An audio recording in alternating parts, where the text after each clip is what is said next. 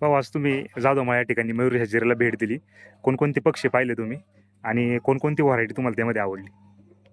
आज आपल्या आंबेगाव तालुक्यातील रवी जाधव अत्यंत होतकरू असे शेतकरी, प्रगतशील असे शेतकरी, शेतीबरोबरच शेतकऱ्यांना लागणारा जो काही जोडधंदा आहे, कुक्कुटपालन या विषयावर त्यांना चांगल्या प्रकारचं ज्ञान आहे. आणि पहिल्यांदा मी तुमच्यामार्फत सांगू शकतो की लोकांनी यांच्याकडे येऊन त्यांच्या ज्ञानाचा उपयोग घेऊन आपल्याला शेतीबरोबर कुठला जोडधंदा चालू करावा, ही पहिल्यांदा मी आशा बाळगतो. दुसरी गोष्ट भाऊंच्या इथं बघितलं तर आज जवळपास 16-17 प्रकारच्या कोंबड्या आहेत. अक्षरशः पर सिल्की कोंबड्यांपासून, कडकनाथपासून, ब्रह्मापर्यंत किंवा तुमच्या फायटरपासून भरपूर प्रकारच्या कोंबड्या आहेत, तुमचे बदक आहेत, गूज आहेत. अशा एकदम त्यांनी चांगला संग्रह ठेवला आहे. आणि सगळ्यात मेन म्हणजे त्यांच्याकडे स्वतःची असणारी हॅचरी आहे. हॅचरीपासून ते त्या अंडी उबवून त्याची पिल्लं लोकांना पुरवतात. मला असं वाटतं की शेतकऱ्यांनी याचा आपल्या तालुक्यात असणाऱ्या एवढ्या चांगल्या माणसाचा, त्याच्या बुद्धीचा हा फायदा घेतला पाहिजे.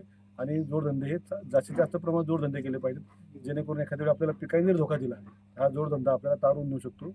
अशा प्रकारे लोकांनी काम केलं पाहिजे. तुमच्यामधून आता कोणकोणती पिल्ले खरेदी केले तुम्ही या ठिकाणी? आता मी यांच्याकडनं 2 गूज घेतलेत, 2 ब्रह्मा घेतलेत, कडकनाथची जोडी घेतलेली आहे. मला जरा आवड आहे हां, हां. त्याच्याबरोबर शेती पालनावर बाकी काहीतरी पाळत राहायची, त्यासाठी मी त्यांच्याकडे खरेदी केली आहे. आणि भाऊने देखील खूप चांगल्या प्रकारे त्यांचं संगोपन सुद्धा केलेलं आहे. खूप चांगला व्यवसाय केला.